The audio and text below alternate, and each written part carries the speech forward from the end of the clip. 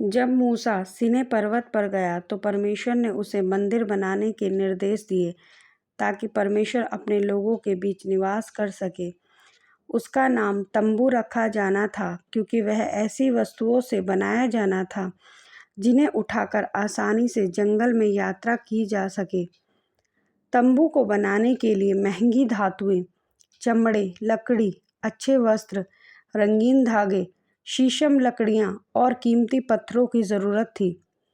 मिस्र के लोगों ने इजरायली दासों को मिस्र छोड़ते समय महंगे उपहार दिए थे, पर क्या वे उन उपहारों को परमेश्वर के साथ बांटने वाले थे? मूसा ने पर्वत से उतरकर सबसे कहा, परमेश्वर चाहता है कि जो लोग तंबू बनाने के लिए अपने उपहार देना चाहते हैं वे उन्हें लेकर आएं। हमें कीमती धातुएं, पत्थर, मजबूत लकड़ी, चादरें और कपड़ों की ज़रूरत है। हमें तंबू बनाने के लिए निपुण कारीगरों की भी आवश्यकता होगी। हर सुबह लोग अपनी इच्छा अनुसार तंबू बनाने के लिए उपहार देने आया करते थे। वे सोने और चांदी व तांबे के आभूषण लाते थे। वे भेड़ की खालें, चमड़ा और बबूल की लकड़ी लाया करते थे। लोग महीन मलमल, बकरी के बाल और नील, बैंगनी और लाल रंग के महंगे धागे देकर खुश थे। औरतों ने जैतून का तेल, मसाले दिए। परमेश्वर ने मूसा से कहा कि बिजलेल और ओहोलीआब नामक 2 उत्कृष्ट कारीगरों को काम के ऊपर ठहराया जाए। धातु, लकड़ी और अन्य सामग्रियों के साथ कलात्मक रूप से डिज़ाइन करने के लिए आवश्यक सभी कौशलों में निपुण होने के लिए वे परमेश्वर की आत्मा से भरे हुए थे। और भी कुशल कारीगर उनके साथ मिल गए ताकि जो कुछ परमेश्वर की इच्छा हो वह सब बनाया जाए। हर सुबह लोग उपहार देने आते रहे।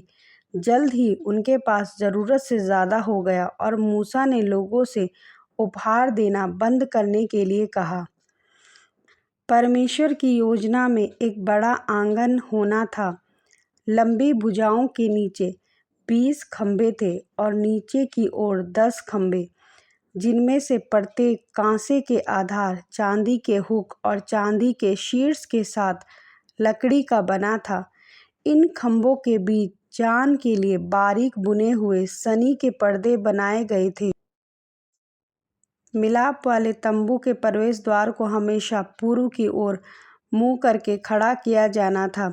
प्रवेश द्वार के लिए नील, बैंगनी और लाल रंग के कपड़े के पर्दे और बारीक बुनी हुई सनी के कपड़े के पर्दे बने।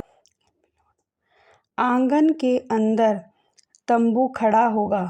एक मजबूत लकड़ी का फ्रेम बनाया गया था और इसके ऊपर ढकने के लिए 4 परतें बनाई गई थी। पहली महीन कढ़ाई की हुई सनी की परत थी। फिर बकरी के बालों की एक परत थी।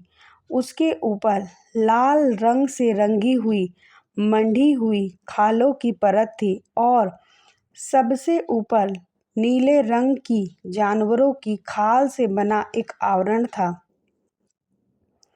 मिलाप वाले तंबू को 2 कमरों में विभाजित किया जाना था, जो नील, बैंगनी और लाल रंग के करूबों की आकृतियों के साथ कढ़ाई की हुई महीन सनी के मोटे पर्दे से अलग किए गए थे। केवल याजकों को ही पवित्र स्थान में प्रवेश करने की अनुमति थी।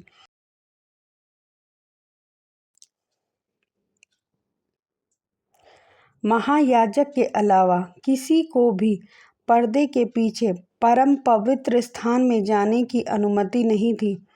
वह वर्ष में एक बार इसमें प्रवेश करता था ताकि बलिदान किए गए जानवर का लहू लाया जा सके और उनके पापों के लिए परमेश्वर के साथ शांति स्थापित की जा सके। परम पवित्र स्थान के भीतर जाने के लिए बनाई गई एकमात्र वस्तु सोने से मंडी हुई बबूल की लकड़ी से बना एक संदूक था। ढकना दया का आसन शुद्ध सोने का बना था, जिसमें 2 करूब आमने सामने थे, जिनके पंख आपस में मिलते थे और ढकने के ऊपर फैलाए गए थे। इस आवरण के ऊपर ही परमेश्वर की उपस्थिति होती थी।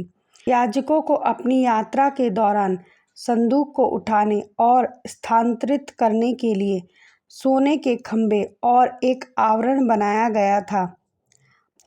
पवित्र स्थान के लिए बबूल की लकड़ी की सोने से मंडी हुई एक मेज बनाई गई। उसे उठाने के लिए भी सोने के खंभे थे। उसमें थालियां और कटोरे सब कुछ सोने के बने थे।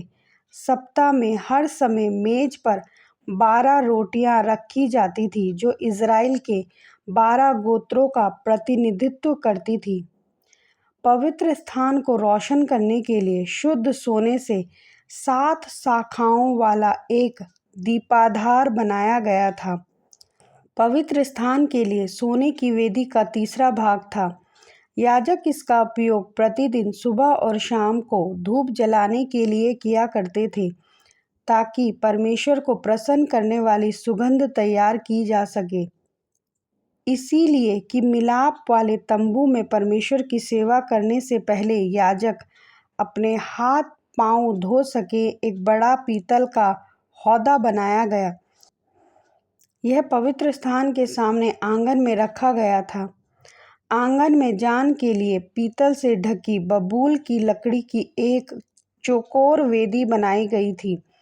हर एक कोने पर कांसे का एक सींग था और उसमें सोने की डंडियां थी। वेदी का उपयोग लोगों के लिए बिना किसी दोष के एक नर जानवर, मवेशी, भेड़, बकरी या पक्षी, अगर वे गरीब थे, लाने के लिए किया जाता था। वे ये दिखाने के लिए अपना हाथ जानवर पर रखते थे कि यह उनके लिए परमेश्वर के साथ शांति स्थापित करने के लिए चढ़ाया जा रहा है। जानवर की बलि दी जाती थी और उसका खून वेदी पर छिड़का जाता था। इस बहाए गए लहू ने उनके द्वारा किए गए गलत कार्यों के लिए परमेश्वर के सामने क्षमा प्राप्त करने योग्य बना दिया। इसके बाद जानवर को वेदी पर जला दिया जाता था।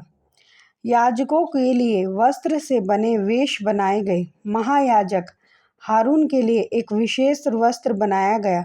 इसमें नीले रंग का बिन बाह का चोगा था। चौखट सोने की घुंघरियां नीचे वाले घेरे में सिलाई गई थी और उनके बीच में अनार बने थे। जब महायाजक परम पवित्र स्थान में जाता तो बाहर के लोग घुंघरियों की आवाज़ सुन सकते थे और जान जाते थे कि वह अभी भी जीवित है। चोगे के ऊपर सोने, नील, बैंगनी और लाल रंग का एपोद का कढ़ाईदार काम किया गया था। यह 2 टुकड़ों में कंधों पर एक साथ सोने की पट्टियों के साथ बनाया गया था। प्रत्येक कंधे पर एक उकेरा हुआ गोमेद पत्थर था। उसके सिर पर महायाजक ने महीन मलमल से बनी पगड़ी पहनी थी, जो सिर के चारों ओर कुंडलियों में बंधी हुई थी। माथे पर पगड़ी के सामने एक नील फीते के रिबन से जड़ा हुआ एक सुनहरा तख्ता था, जिस पर लिखा था, यहोवा के लिए पवित्र।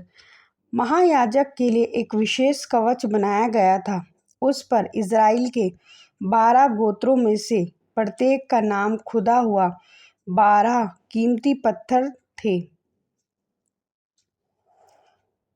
जब सब कुछ तैयार हो गया तब छावनी के बीच मिलाप वाले तंबू के चारों ओर 3 गोत्र थे।